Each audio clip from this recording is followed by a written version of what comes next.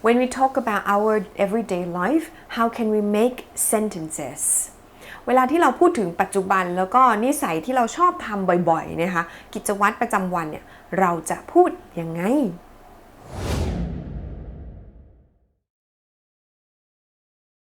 Hi guys, this is Ski as always, Vanillaenglishchannel, and welcome back to my channel. And today we're going to talk about sentences that we want to talk about our daily life or the things that we do as our habits เราจะพูดถึงประโยคที่เราจะใช้นะคะเวลาที่เราพูดเกี่ยวกับทุกๆวันที่เราทำแบบนี้หรือว่าอะไรที่เป็นกิจวัตรหรือเป็นนิสัยที่เราชอบทำบ่อยๆนะคะเราจะแต่งประโยคยังไง Let's look at these examples. I get up at 7 o'clock. I get up at 7 o'clock. ประโยคนี้นะคะบอกว่าฉันตื่นตอน7 โมงเช้านะก็จะเป็นกิจวัตรแบบเหมือนทำบ่อยๆตื่นแบบเนี้ยเวลาเนี้ยบ่อยๆนะคะเราก็จะบอกถึงปัจจุบันที่เกิดขึ้นเป็นกิจวัตรนะคะเราก็จะใช้คำว่า get up ทุกคนก็จะเห็นนะคะว่ามันเป็น verb ช่องไหนช่องที่1นั่นเองนะคะใช้ง่ายมากเลยเวลาเราพูดถึงปัจจุบันเราก็จะใช้ verb ช่อง1ไปเลยนะคะ Other examples are my friends go shopping every weekend my friends go shopping every weekendนะอันนี้ก็บอกเป็นกิจวัตรอีกใช่ไหมเป็นปัจจุบันว่าเขาทำแบบนี้นะคะก็คือเขาไปช้อปปิ้งทุกๆเสาร์อาทิตย์นะคะทุกๆสุดสัปดาห์ก็จะใช้คำว่าอะไร go เห็นไหมเป็น verb ช่อง1นะคะอะไรที่เป็นปัจจุบันก็ใช้ verb ช่อง1ไปเลยนะคะและอีกอย่างหนึ่งนะคะ verb ช่อง1สามารถที่จะใช้กับความคิดเห็นได้ด้วย so you can use this form of verb with also your opinions about something.For example, you can say, I like swimming. I like swimming. ประโยคนี้ก็จะใช้คำว่า like ก็คือชอบซึ่งเป็น verb ช่อง1เช่นกันใช่ไหมคะก็เป็นสิ่งที่เราคิดเรารู้สึกนะคะเราก็บอกได้แบบนี้โอเค I like swimming แล้วถ้าหากว่าเราจะทำเป็นปฏิเสธนะคะนั่นก็คือไม่จุดๆอะไรบางอย่างเราก็แต่งประโยคแบบนี้ค่ะ I don't go to work on holidays. I don't go to work on holidays ใช่แล้วค่ะเราใช้คำว่า don't แล้วก็ verb ช่อง1ตามเลยนะคะ I don't go to work on holidays. Another example, they don't like walking to work. They don't like walking to work. ประโยคนี้นะคะเป็นความคิดเห็นใช่ไหมเป็น opinion นะคะดังนั้นเขาก็บอกว่า they don't like นะคะก็ใช้ don't เป็นปฏิเสธแล้วก็ like เป็น verb ช่อง1ธรรมดานะคะและอีกตัวอย่างหนึ่งนะคะ My friends don't go to the mall very often.My friends don't go to the mall very often เห็นไหมคะเราก็ใช้เป็น don't แล้วก็ go ตามปกติเลยนะคะทีนี้ถ้าเรานะคะอยากจะพูดถึงคนนู้นที่ไม่ใช่ตัวเราเองนะคะแล้วก็ไม่ใช่พหูพจน์ด้วยเราจะใช้คำที่ต่างกันนิดนึงนะคะก็คือคนที่เป็นคนเดียวเป็นเอกพจน์นะคะ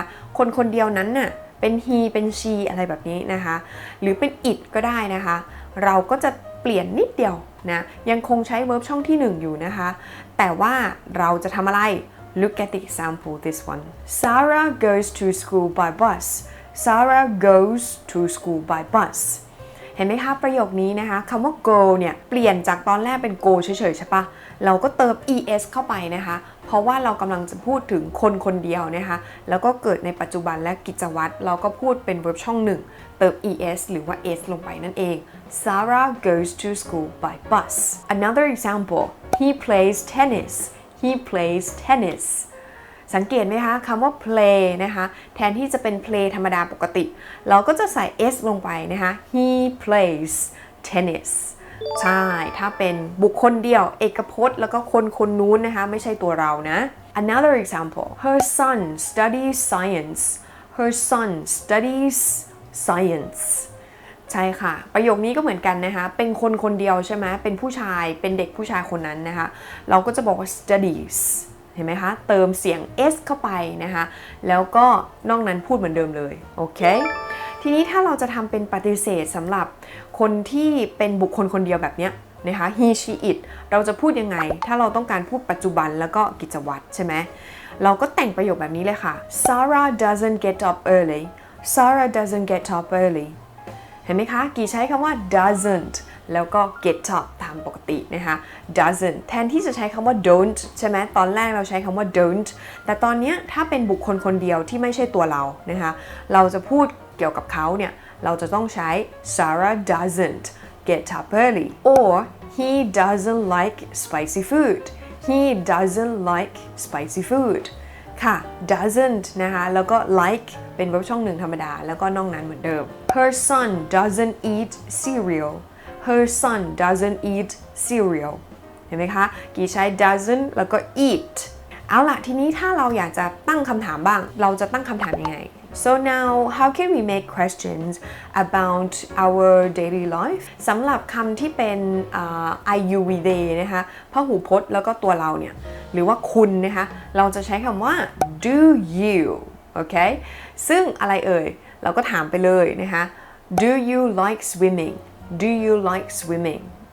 เห็นไหมคะก็ใช้คำว่า do นะคะมาถามหรือ do you get up early do you get up early ใช้ do นะคะมาช่วยถามว่าคุณตื่นเช้าไหม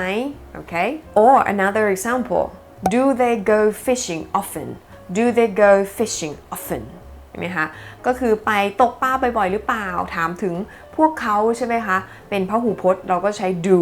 okay another example do your friends like football do your friends like football นะคะถามว่าเพื่อนของคุณเพื่อนหลายๆคนนะคะ do โอเคไหม do your friends like football นะคะเอาไปใช้ได้เลยพูดได้เลยนะคะใช้ do เป็นการตั้งคำถามค่ะแล้วทีนี้ถ้าเราจะตอบสั้นๆนะคะเราก็จะตอบว่า yes I do หรือ no I don't ใช่ค่ะเราก็จะตอบแบบใช้คำนั้นแหละมาตอบสั้นนะคะก็มีเทคนิคอยู่ว่าถ้าเขาถามอะไรให้เราตอบอันนั้นเขาถาม do ให้ตอบ do นั่นก็คือ yes I do เห็นไหมคะหรือ no I don't ทีนี้ถ้าตั้งคำถามอีกแบบหนึ่งก็คือว่าเป็นคนที่เป็นเอกพจน์นะคะเป็นคนคนนั้นคนเดียวนะคะหรือว่าเป็น he she it นั่นเองเราจะใช้ do ไหมเราไม่ใช้ do นะคะเราจะใช้คำว่า does okay so for a singular person you would use the word does to make questions these are the examples does she eat spicy food does she eat spicy food เห็นไหมคะกี่ใช้ she ใช่ไหมกี่ก็เลยใช้ does นะคะเพื่อที่จะถามนะเป็นรูปประโยคคล้ายๆกันเลยนะคะ or does John play the guitar does John play the guitar เห็นไหมคะกีถามว่าจอห์นเล่นกีตาร์หรือเปล่านะคะเป็นกิจวัตรเป็นนิสัยเป็นปัจจุบันใช่ไหมกีก็ใช้ does แล้วก็ John play เห็นไหมคะ another example does your mom visit you a lot does your mom visit you a lot เห็นไหมคะคำนี้ your mom เป็นบุคคลคนเดียวนะคะเราก็ใช้ does แล้วก็ your mom visit นะคะแม่มาเยี่ยมบ่อยไหมนะคะก็ใช้คำว่า does ได้เลยทีนี้ถ้าเราจะตอบสั้นเหมือนกับที่กีบอกเลยค่ะเขาถามอะไรให้ตอบอันนั้นนะคะถาม does ตอบ does นั่นก็คือ yes she does แล้วก็ถ้าเป็น no ก็ no she doesn't no she doesn't ใช่ถ้าเป็น he ก็เปลี่ยนใช่ไหมคะ he เขาถาม does ใช่ปะเราก็บอก yes he does or